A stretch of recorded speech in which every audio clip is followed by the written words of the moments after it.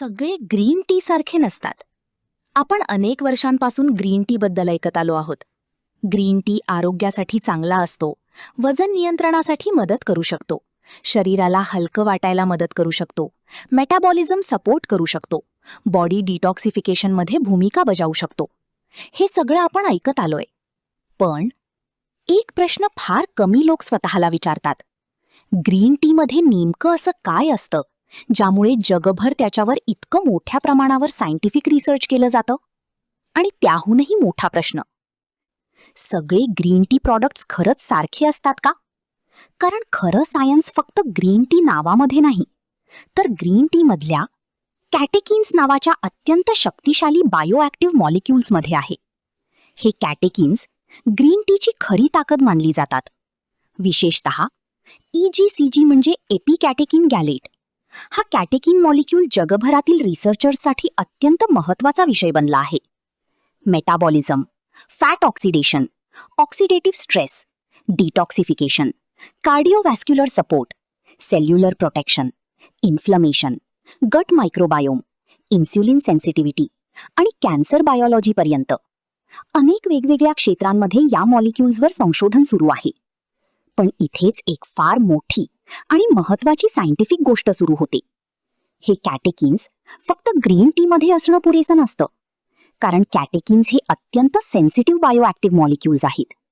त्यांची इफेक्टिव्हनेस, त्यांची प्युरिटी, त्यांची स्टेबिलिटी, त्यांची बायो अवेलेबिलिटी आणि त्यांची मॉलिक्युलर इंटिग्रिटी, ही सगळी गोष्ट त्यांना कसं एक्स्ट्रॅक्ट केलं जातं यावर अवलंबून असते. म्हणजे ग्रीन टीच्या पानांमधून कॅटेचन्स बाहेर काढण्याची जी प्रक्रिया असते तीच संपूर्ण गेम बदलू शकते. कारण एक्स्ट्रॅक्शन प्रोसेस चुकीची असेल तर मॉलिक्यूलची ओरिजिनल स्ट्रक्चर डिस्टर्ब होऊ शकते. Heat, oxidation, harsh solvents, aggressive chemical processing आणि अनकंट्रोल्ड एक्स्ट्रॅक्शन कंडिशन्समुळे कॅटेचिन मॉलिक्युल्स डिग्रेड होऊ शकतात. त्यांची नॅचरल पोटेन्सी कमी होऊ शकते. आणि म्हणूनच सायंटिस्ट फक्त ग्रीन टीवर रिसर्च करत नव्हते, तर ग्रीन टी मधले कॅटेचिन्स सर्वात शुद्ध, सर्वात स्टेबल आणि बायोलॉजिकली इफेक्टिव्ह स्वरूपात कशी मिळवता येतील यावर काम करत होते. आणि इथून सुरू होते भारतातील एक अत्यंत महत्त्वाची सायंटिफिक जर्नी. भारत सरकारच्या council of scientific and industrial research म्हणजेच CSIR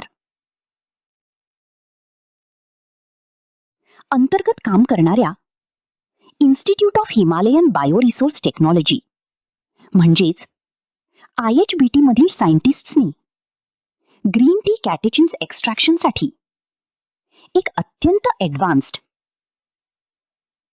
आणि पेटेंटेड टेक्नॉलॉजी विकसित केली. ही साधी एक्स्ट्रॅक्शन प्रोसेस नव्हती. ही एक scientifically engineered green extraction technology होती.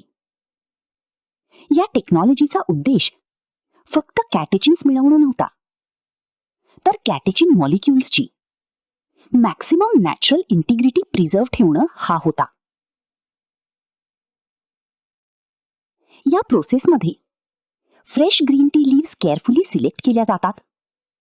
त्यांना कंट्रोल्ड कंडिशन्समध्ये प्रोसेस केलं जातं.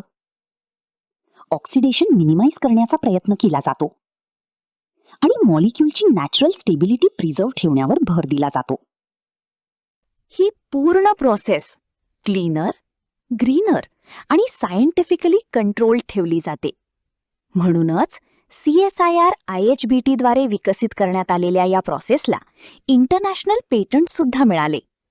ही technology internationally recognised patented process म्हणून ओळखली जाते. आणि हे पेटंट्स फक्त एका गोष्टीसाठी नव्हते, तर त्या ग्रीन टी कॅटेकिन्स एक्स्ट्रॅक्शन सायन्समध्ये त्यांच्या इनोव्हेशनमुळे होते. या पेटंटेड प्रोसेसमधून मिळणारा कॅटेकिन मॉलिक्यूल सॉल्व्हेंट रेसिड्यू फ्री असल्याचं वर्णन केलं जातं.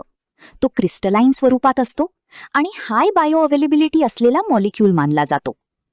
बायो अवेलेबिलिटी म्हणजे एखादा मॉलिक्यूल शरीरात गेल्यानंतर शरीर त्याचा किती इफेक्टिव्हली उपयोग करू शकतं, ही क्षमता.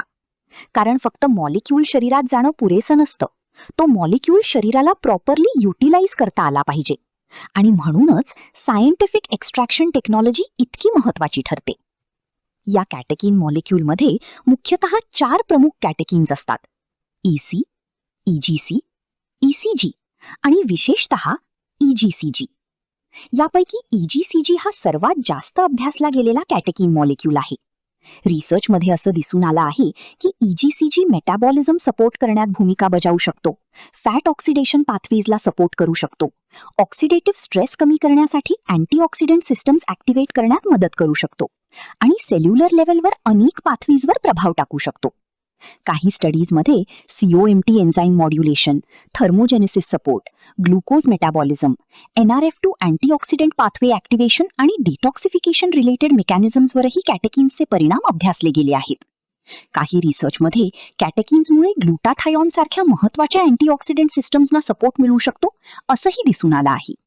गट हेल्थ आणि मायक्रोबायोम रिसर्चमध्ये सुद्धा ग्रीन टी कॅटेकिन्सवर मोठ्या प्रमाणावर स्टडीज झाल्या आहेत. कारण आज मॉडर्न सायन्सला समजायला लागला आहे की शरीरातील inflammation, metabolism, fat storage, insulin sensitivity आणि ओव्हरऑल वेलनेस या सगळ्या गोष्टी डीपली कनेक्टेड आहेत. आणि म्हणूनच कॅटेकिन्स आता फक्त टी कंपाऊंड्स राहिलेले नाहीत, तर ते मॉडर्न वेलनेस सायन्समध्ये हाय व्हॅल्यू बायोॲक्टिव्ह मॉलिक्यूल्स मानले जात आहेत. इथे पुन्हा एक अत्यंत महत्त्वाचा प्रश्न येतो. जर एक्स्ट्रॅक्शन प्रोसेस योग्य नसेल तर काय होतं? मग मॉलिक्यूलची प्युरिटी कमी होऊ शकते, त्याची नॅचरल इंटेग्रिटी डिस्टर्ब होऊ शकते, त्याची बायोलॉजिकल इफेक्टिव्हनेस कमी होऊ शकते. आणि म्हणूनच सगळे ग्रीन टी प्रॉडक्ट सारखे नसतात. कारण फरक पडतो तो लीफ क्वालिटीमध्ये, प्रोसेसिंगमध्ये, ऑक्सिडेशन कंट्रोलमध्ये, मॉलिक्युलर प्रेझर्वेशनमध्ये आणि एक्स्ट्रॅक्शन सायन्समध्ये. आणि म्हणूनच CSIR IHBT सारख्या पेटेंटेड ग्रीन टेक्नॉलॉजीमधून तयार केलेले हाय क्वालिटी कॅटेकिन्स आज सायंटिफिक वेलनेस वर्ल्डमध्ये अत्यंत प्रीमियम मानली जातात. कारण हा फक्त ग्रीन टी नाही, हा आहे सायंटिफिकली प्रिझर्व्ड कॅटेकिन मॉलिक्यूल. एक असा मॉलिक्यूल ज्यावर जगभर रिसर्च सुरू आहे, ज्याच्यासाठी पेटेंटेड एक्स्ट्रॅक्शन सायन्स विकसित करण्यात आली आहे, ज्याला प्रिझर्व्ह करण्यासाठी ॲडव्हान्स्ड ग्रीन टेक्नॉलॉजी तयार करण्यात आली आहे आणि ज्याला मॉडर्न वेलनेस सायन्समध्ये अत्यंत महत्त्वाचं स्थान मिळालं आहे. आज सायंटिस्ट्सना एक गोष्ट स्पष्टपणे माहिती आहे: ग्रीन टीची खरी ताकद फक्त ग्रीन टीमध्ये नाही, तर properly extracted, scientifically preserved high quality कॅटेकिन्समध्ये आहे.